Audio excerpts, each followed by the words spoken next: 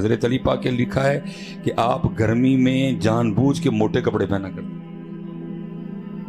وہ گرمی اتوں لگتی ہے۔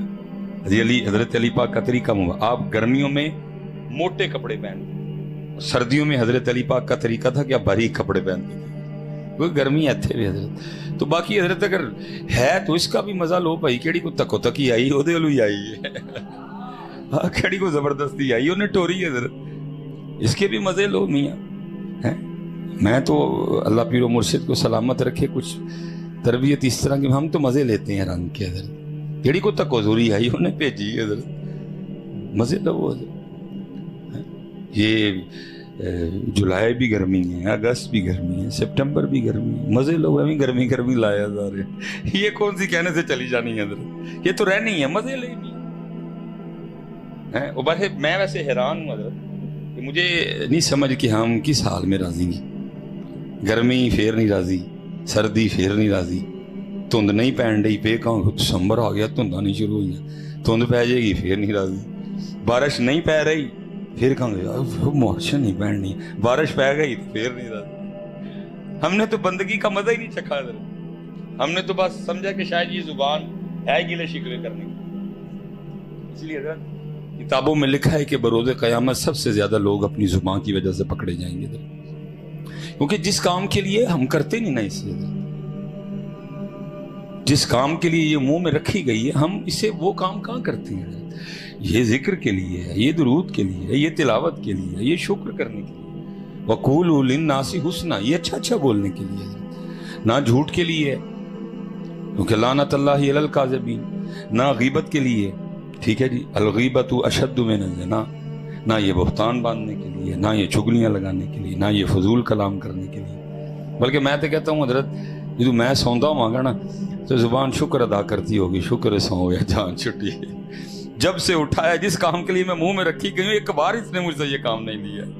اور جس کام سے روکا گیا ہے سارا دن وہی کام کرتا رہا۔ تو لکھا ہے کوئی بزرگ تھے تو وہ بارش شروع ہو گئی تو حضرت کی زبان سے نا بس ایک جملہ نکل گیا، وہ کہتے ہیں بھئی یہ کس وقت کی بارش ہے، کیونکہ اعتراض کیا گیا بارش کیڑی آپ پہ آئی ہے، اس کے حکم کے بغیر آ سکتی ہے بارش،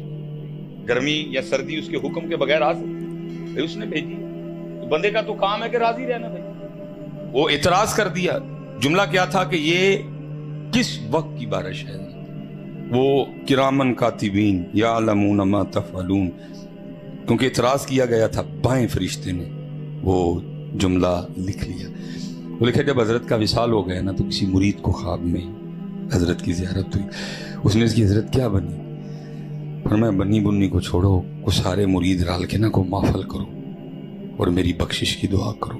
مرید نے حیران ہو کے کہا پیر صاحب آپ یہ کہہ رہے ہیں؟ فرمایا کیا ہوا؟ فرمایا ایک دن بیٹھا تھا، بارش شروع ہوئی، زبان سے بس اتنا ہی نکل گیا کہ یہ کس وقت کی بارش ہے۔ فرمایا اب حال یہ ہے کہ روز اللہ مجھے اپنی بارگاہ میں کھڑا کر کے پوچھتے ہیں بندے ذرا بتا بارش کا صحیح وقت کون سا ہے، دس ذرا سن، تو نے اعتراض کیا تھا نا کہ یہ کس وقت کی بارش ہے، بتا ذرا ہمیں کہ بارش کا صحیح وقت کون سا ہے۔ اس لیے میاں بڑی احتیاط کرنا ہے اس کی بڑی مزے لیا کرو رب کے رنگ کے، بہار و خزاں کم نگاہوں کے وہم، اچھے برے سب زمانے تیرے، گرمی بھی اس کی سردی بھی اس کی ہے، اور اگر یہ گرمی بہت ہی لگے تو پھر قبر کی گرمی کو یاد کیا ہے۔ دیکھو نا حضرت ایک دو چل رہے ہیں حضرت، اور پنکھے تو چلو میں گنوں گا تو سارا تقریر کا ٹائم ہی پنکھوں میں نکل جائے گا، آپ کے لیے الماری بھی کھولی گئی ہے، اچھا بڑا حال ہے، تو پھر بھی پتر یہ حال ہو رہا ہے۔ اب تصور کریں وہ قبر جس میں نہ پنکھا ہوگا نہ چلر ہوگا، بلکہ پنکھی بھی نہیں ہوگی، نہ وہ اتنی کھلی ہوگی، یہاں تو الماریاں ہیں، پیچھے دروازہ کھلا ہے، اس میں تو الماری بھی کوئی نہیں ہوگی، اس میں تو دروازہ بھی نہیں ہوگا، وہاں کیا بنے گا،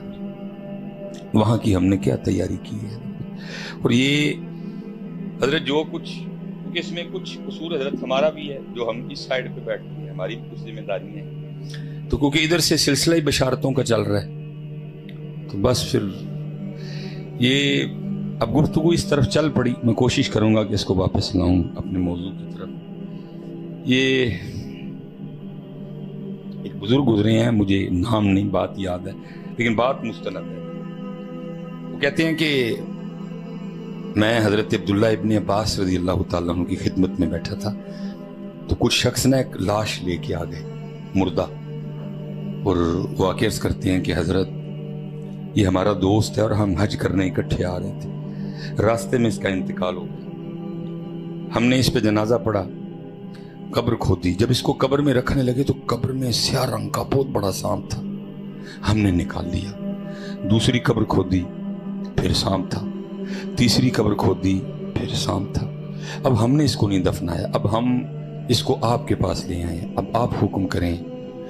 حضرت صاحب بیٹھے ہیں، مجھے علماء نظر آ رہے ہیں، پتر سارے پاکستان دے پیر جڑے ہے نے تے جڑے ٹر گئے نے تے جڑے یہ آنے نہیں، کسی صحابی دے پیر دی توڑ نو بھی نہیں رل سکتا. صحابی تھے، کہتے تھی لے آئے ہو، بس میں بخشوا چھڑنا، تسی لے آئے ہو، میرے کول پریشانی کوئی نہیں ہے، ویکھو ہونی کام ہویا کھڑا. اللہ، نبی پاک علیہ السلام کے چچا جان کے بیٹے ہیں. آپ نے فرمایا اگر تم اس کو دفنانے کی نیت سے ساری زمین کھودو گے، ہر جگہ اس سانپ کو پاؤ گے، جاؤ اس کو سانپ کے ساتھ دفنا دو جا کے. اب وہ جو راوی ہیں نا، جن کا نام اس وقت میرے ذہن سے نکل گئے، وہ کہتے ہیں جی میں گیا، کہتے ہیں مکہ شریف میں، کتنے جی؟ مکہ شریف میں قبر کھودی، جب رکھنے لگے پھر سانپ آ گیا، وہ سانپ اس کے وجود کو نہ لپٹ گیا، کہتے ہیں ہم نے اس کے اوپر مٹی ڈال دی. اب جو راوی ہیں نا، وہ کہتے ہیں کہ میں پیچھے گیا دیکھنے کے لیے، کیتا کی سوں کہ عبداللہ ابن عباس رضی اللہ تعالیٰ عنہ نبی پاک کے چچا جان سرزمین مکہ، پھر بھی سانپ. کہتے ہیں میں صرف پوچھنے اور دیکھنے گیا، کیتا کی سوں. کہتے وہ جو دوست تھے جو حج کرنے آئے تھے، میں ان کے ساتھ گیا، حج کر لیا، جا کے نہ وہ گھر گئے، بیوی کو اس کے انتقال ہونے کی خبر دی، اس نے انا للہ و انا الیہ راجعون پڑھا. کہتے اب آگے میں نے سوال کیا کہ